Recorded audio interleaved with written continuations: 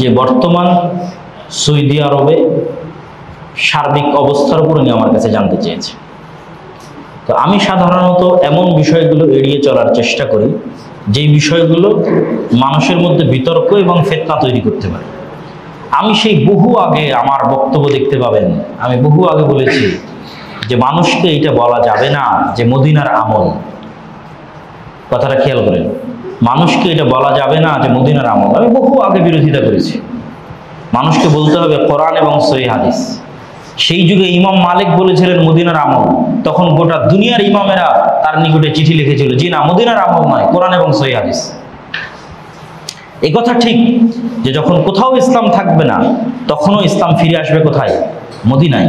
কিন্তু মদিনার মানুষের কাজ আমার জন্য দলিল নয়। তখনও মদিনার মানুষ দিনের উপর আছে কিনা এটা নির্ধারণ করবে কে? কোরআন এবং সহিহ হাদিস।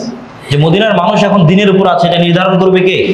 কোরআন এবং সহিহ হাদিস। এই জন্য কেউ যখন দলিল বানায় যে সৌদি আরবের আমল, আমি এটার পক্ষে না। কোনো রাষ্ট্র, কোনো দেশ, কোনো দল, কোনো আলেম হকের মানদণ্ড নয়। আমি নিজে অযথা একটা জিনিসকে হকের মানদণ্ড বানিয়ে কেন বিপদে পড়ব? আমি এই বিপদে পড়তে রাজি না।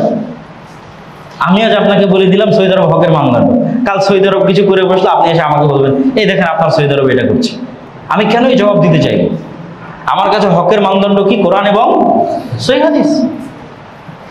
কোনো প্রতিষ্ঠান, কোনো মাদ্রাসা, কোনো মসজিদ, কোনো দল, কোনো সংগঠন, কোনো দেশ কিসের মানদণ্ড নয়? হকের মানদণ্ড নয়। তো যেহেতু আমার কাছে সৌদি আরব হকের মানদণ্ড নয়, মদিনার মানুষের আমল হকের মানদণ্ড নয়, সেহেতু সৌদি আরব এবং মদিনায় কি হচ্ছে তার জন্য আমি জবাব দিব। কথা মানে বুঝতে পারেননি? কথা কি আমার বুঝতে পেরেছেন? আমি জবাব দিব কি? আমাকে কোরআন এবং হাদিস সম্পর্কে জিজ্ঞেস করতে হবে, কোরআন এবং হাদিসের জবাব দেব। আপনি আমাকে জিজ্ঞেস করেন গান শোনা হালাল না হারাম, তো বলে গান শোনা হারাম। তাহলে গান শোনার জন্য, অশ্লীল দৃশ্য শোনার জন্য সিনেমা হল তৈরি করা হালাল না হারাম? আমি বলবো সিনেমা হল তৈরি করা হারাম। আপনি আমাকে বলবেন যে অর্ধ অঙ্গ পরিধান করে প্রদর্শনী করা, র্যাম্প ড্যান্স করা হালাল না হারাম? আমি বলবো হারাম। এবং দুনিয়াতে কে করলো আমি জানি না। আমার বলার দরকার আছে কে করলো, আমার দেখার দরকার আছে কে করলো। আপনি আমাকে কোরআন এবং হাদিস অনুযায়ী সিদ্ধান্ত দেওয়ার উত্তর দিন।